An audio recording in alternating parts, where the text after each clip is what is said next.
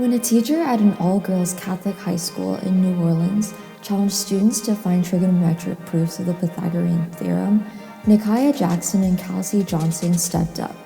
Jackson and Johnson, both seniors at St. Mary's Academy, entered the school-wide challenge for the chance to win $500 and ended up gaining international acclaim for their innovative new proofs, which they discovered individually.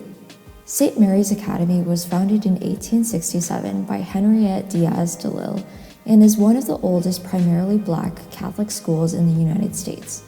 DeLille, a Louisiana Creole, was deeply committed to improving her community. In addition to founding St. Mary's, she created the Sisters of the Presentation, the second Black religious order established in the United States. With the Sisters, DeLille established a nursing home and secretly educated slaves. Although this was illegal at the time, DeLille's mother, a free woman of color, had given her a strong education that instilled in DeLille the importance of education. Today, St. Mary's continues to empower its students with that kind of strong education. When Jackson and Johnson were first presented with the problem, they weren't fazed by the fact that trigonometric proofs of the Pythagorean theorem had, until 2009, been considered improbable by the mathematical community. It was thought that the Pythagorean identity, cosine squared x plus sine squared x equals 1, was both impossible to derive without the Pythagorean theorem and also necessary for such a proof, rendering it circular. Despite these difficulties, the two students each tackled the problem, spending their winter breaks writing out pages and pages of calculations. The Pythagorean theorem proofs were Jackson and Johnson's first forays into proof writing, which can require a different kind of mathematical thinking than computation. However, when they were the only students to produce results, nobody at St. Mary's was surprised. Both are self-proclaimed nerds, and Johnson was her class's valedictorian. Both of the young mathematicians' families had seen them hard at work for 3 to 4 hours a day.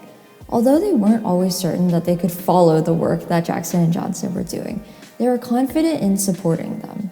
After Johnson and Jackson presented their proofs, their teachers submitted their research to the 2023 American Mathematical Society meeting in Atlanta. They were selected to give a 30-minute talk at the regional meeting as a part of the AMS special session on undergraduate mathematics and statistics research. There was no session for high schoolers. However, as Jackson presented, her audience recognized the students' brilliance and their news soon made its way around the world. They interviewed with 60 Minutes, were Facebook posted by Michelle Obama, and were recognized by the mayor of New Orleans. Neither Johnson nor Jackson is planning to pursue a career in mathematics.